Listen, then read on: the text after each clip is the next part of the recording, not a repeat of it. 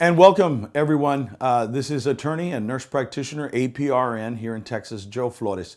I'm proud to be here. Dr. Elda Ramirez invited me on behalf of the American Academy of Emergency Room Nurse Practitioners. She's done a lot of hard work over more than 2 decades to make sure that you all have a voice at the table and make sure that you can provide the care that you need to in the emergency room.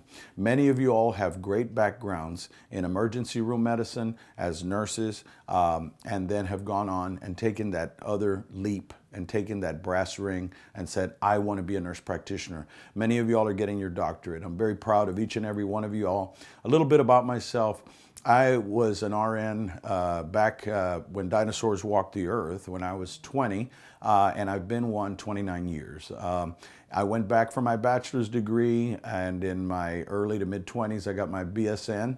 And then I went back and got the nurse practitioner degree 27 to 30. Many people ask, why did you become a lawyer? I said, I have a legal nurse consulting course that I've developed. I was self-taught LNC, and I just started reviewing records for lawyers, and I made quite a good living at it, and it inspired me to become a lawyer since I had worked with so many lawyers. So here we are in 2017, almost 3 decades later, and it's been a wonderful ride. My brother, who's older than me, is going back after 25 years of working in the emergency room. He's going back for a nurse practitioner as well. I'm very proud of Fred. And my mom's a nurse, my wife's a nurse, my sister-in-law's a nurse.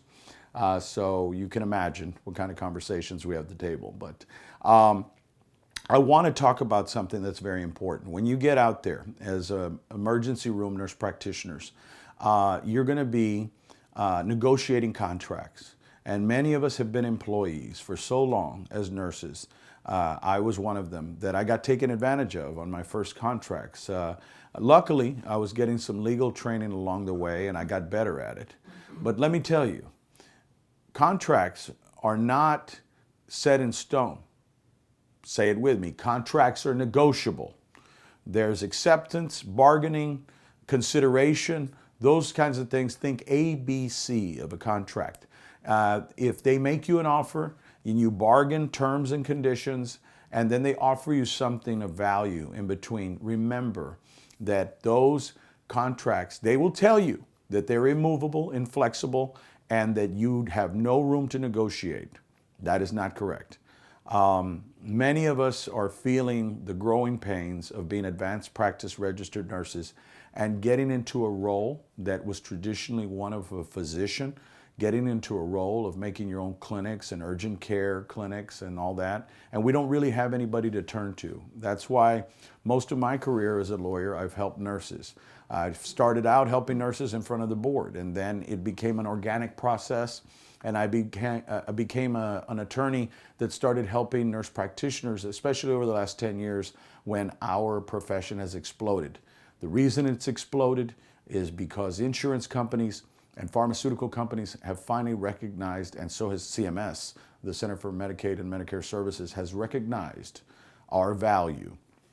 I will not rest until we have full autonomy and full practice in these United States.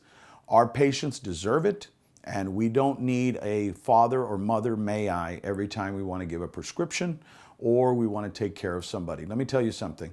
I heard testimony the other day recently in front of a committee in Austin, Texas, where a nurse wanted to give care, that she was a nurse practitioner, advanced practice nurse, to patients in a rural area that happened to have Medicaid. Well, I'll tell you what, she tried to get a collaborating physician, like half the states have, and none of them, and I mean none of them, wanted to accept Medicaid, so she could not give the care to the underprivileged as she wanted to because of that. That's a barrier, and that's sad. In the emergency room, the same thing. I know many of you all, I worked ER when I was a younger man, and I worked ICU primarily, but I did some shifts in ER. And I know some of the culture in there. I want to underline to you all that you are the most vital thing between somebody and their death and their progressive illness. You are the ones who are going to be having that compassion to take care of those patients that don't have any money, that come in there a lot. I know the black and dark humor of the ER. Gomers, get out of my ER. The people that you may think are drug seekers, the people that come in, frequent flyers, as we say. But once we peel beyond those layers of that dark humor of the emergency room, we also recognize there's a lot of hope, a lot of compassion, and that's where we come in. We're half nurse and half medical doctor, pretty much. We're practicing medicine, we're prescribing drugs, and so when you get out there, know your value, know how to negotiate. So let's start out with that. We come back full circle to contracts. When you go in, dress like me if you're a man, or dress in a business suit if you're a lady, light jewelry, low on the makeup, no gum, we all know that, and bring your CV. If you don't know how to make a CV, there are samples. Get an example to use or a sample to use of a CV and have it at the ready. Have all your credentials lined up and have your bargaining power. When you go in there, don't go in there saying, I want, I want, I want. You go in there saying, what can I do for your group? Remember that. When you go in there and you talk to these emergency room physicians primarily, or some manager with no nursing or medical experience, which is sometimes the case, you're going to have to be looking at it from a business standpoint. Make no mistake about it. It's a business and it's about making money. Okay, let me underline that again. It's a business and it's about making money, but it's a business where we help and cure people. So there is the conflict. Don't give away your heart and just sign up because you're afraid you're not going to get a job. I have many emergency room nurse practitioners that I've helped, emergency nurse practitioners that I've helped to negotiate contracts for $80, $90, $100 an hour. There's no guarantee. It depends on you. A nurse practitioner asked me, why are PAs getting paid more than I am? And I say, because you allow it. You must go in there and own it. You have to go in there and say, what can I do for you, company, not what you can do for me. So you go in there in a suit, everything, you talk about your experiences, you talk about what you've done, but then you ask them, what is your business model? How do you see me fitting within this organization? You asking those questions, that changes the dialogue in the conversation. Then they say, this person either has a lawyer or has a business background. That gives you about a 10% salary edge over people. Dressing in a suit, dressing professionally, and talking like a business person gets you miles. And if you don't know how to do that, call me and I can help you through the process. And I can help review the contracts. I mean, I got to make a living too, ladies and gentlemen, but I'm giving you free advice right now. But if you need me to help you form organizations, help you negotiate contracts, that's what I'm here for. There are very few lawyers that are APRNs that have a law degree, that have done health, that have done federal, administrative, civil, criminal, and done all the type of law I have. I'm bringing this experience to bear, not to brag, but to tell you that I can help if you need that help. But right now, take advantage of this, take some notes, put it to memory, that remember, business suit, it's a business, and you ask them what their business model is and how you can help them. That changes the dialogue. It's a paradigm shift in thinking. They're used to let me tell you what the managers are thinking out there right now and the people like me who hire you guys, because I do some hiring. They're going to say, all the nurse practitioners, especially me, a vintage that I am, 18-year, 19-year nurse practitioner, will say all the stereotype, and it's not true, but the stereotype, because I'm president of the nurse practitioners down here in Corpus, and I'm very actively involved in the Houston area nurse practitioners. But the stereotype is the young nurse practitioners don't want to work. The young practitioners have forgotten all that we have built upon to get you all to that $100,000+ salary. I started out making $1 more than the ICU nurse that I was. But I'm not about blaming or hating. I'm about owning it. Now it's 2017.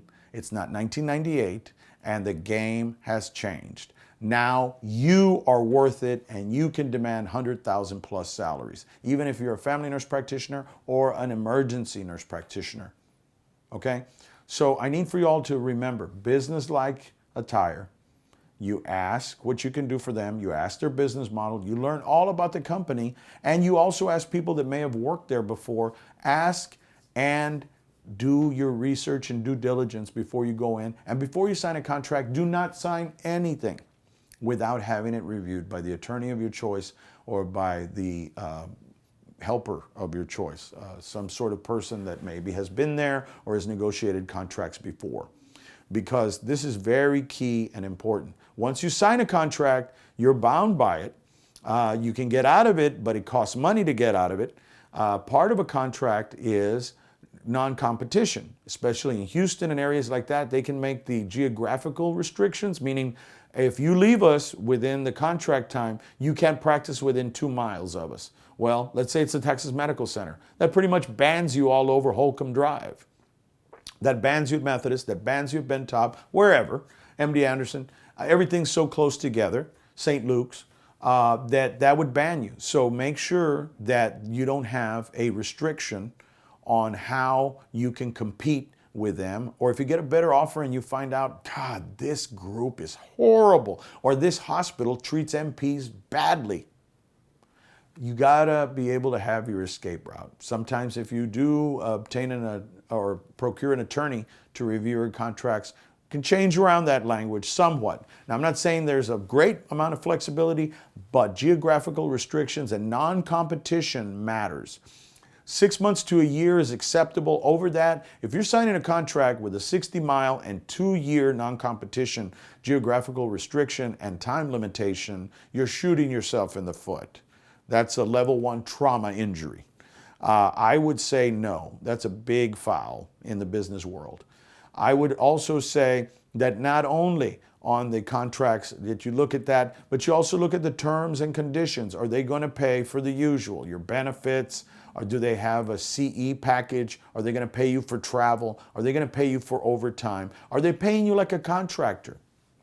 The IRS has several prongs that you have to meet to be an independent contractor. If they're supplying you with your tools, with the wherewithal, with your scrubs, with your uniform, they're telling you when to come and go, you're not a contractor, okay? But if you contract like that, then you have to know that as a contractor, you can tell them and kind of coordinate your schedule with them. They're not telling you how to practice. They're not telling you. Now, many of these companies don't know that they are violating employment laws by doing this. They just don't want to pay and match your contributions to Medicare and Medicaid, and they don't want to match your employment tax. So they easily say, well, I'll just pay you by contract. Well, that's not exactly the way you do things. I would have to carefully look over everything because it can have tax consequences for you. I'm not an accountant, but I have one on staff. And we look at the accounting part of it too. Don't just fall for the, okay, they won't take out my taxes, because then nurses aren't used to paying their taxes. So, out of their own pocket, it's being withheld by an employer, FICA and all those things. So in this way, as a contractor, you would have to pay quarterly taxes. You have to get an accountant. You have to put all that into the calculation. Now, Dr. Ramirez also told me about that there's problems sometimes. Some hospitals prefer PAs over nurse practitioners. And that's a whole nother ball of wax that we're going to be dealing with on a national level. But I wanted to introduce myself and let you all know where I come from, South Texas. I still practice to this day as a nurse practitioner. I do primarily hospice. My strong suit was critical care. I was a CCRN. I still am, because I still teach and lecture. And so I have that, and my MSN, and then my JD. I went to South Texas College of Law right downtown San Jacinto. And that was a long time ago. But I'm very blessed to be able to provide medical care to patients that are needy in the Hill Country, in the Rio Grande Valley. And I'm honored to be able to speak to you guys today. If you need anything, just write down this number, 361-887-8670. That's 361-887-8670. And I want to underline that you can also find me on Facebook and floreslawfirm.com. That's FLORESLAWFIRM.com. And the last thing I want to talk about is buy your own insurance. People will say, but they're going to pay my insurance. That's too much. You cannot afford not to buy insurance. And let me say that again. You cannot afford not to buy insurance, double negative, but you have to have at least part-time of your own. Let's say, for instance, that you have to leave or resign. Remember that if you get terminated, they have the right to report you to the board. And then you get a black mark on the National Practitioner Data Bank. Your Medicare and all these other qualifications get affected. Your insurance goes up. A lot of the time, if you're not happy, it's better to resign in front of a termination. And I do employment law also, and remember that. But going back to the insurance, get your own portable insurance. What does that mean? Get at least a part-time one from Mercer or one of these companies. Get it because you never know. Here today, gone tomorrow. You may be working for a company and then the next day you won't. So what happens if there's a lawsuit? Well, I'll tell you what happens. If you're an ex-employee, the group that you were working with or the hospital looks at you as a wild card, not exactly an enemy, but they're going to send a lawyer like me to go talk to you and say, you don't have insurance, you don't want to get reported to the board.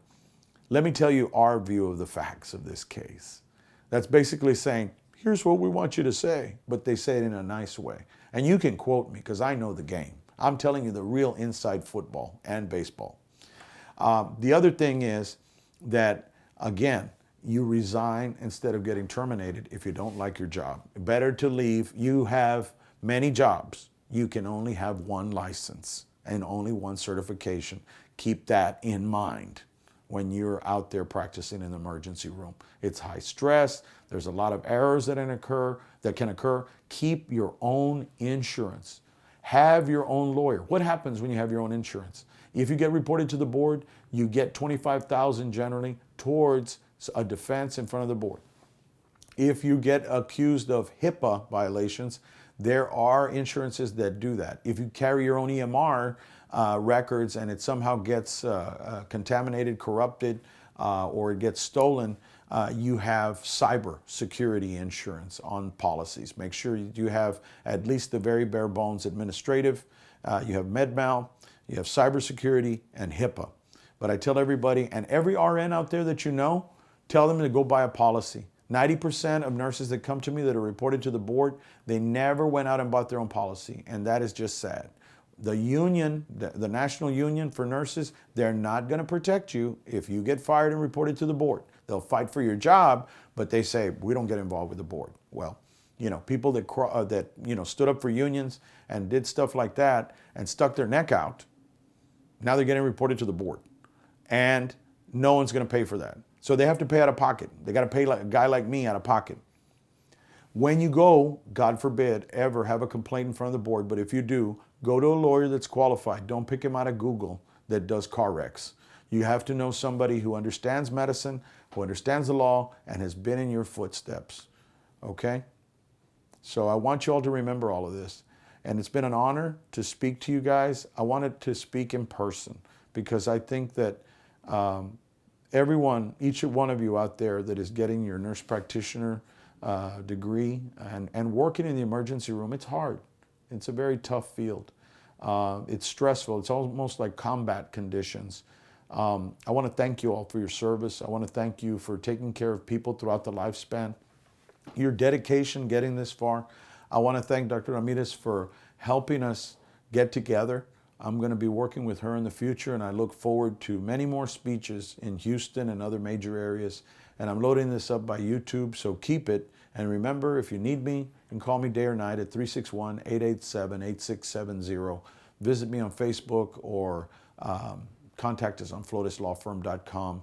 Thank you all, and God bless.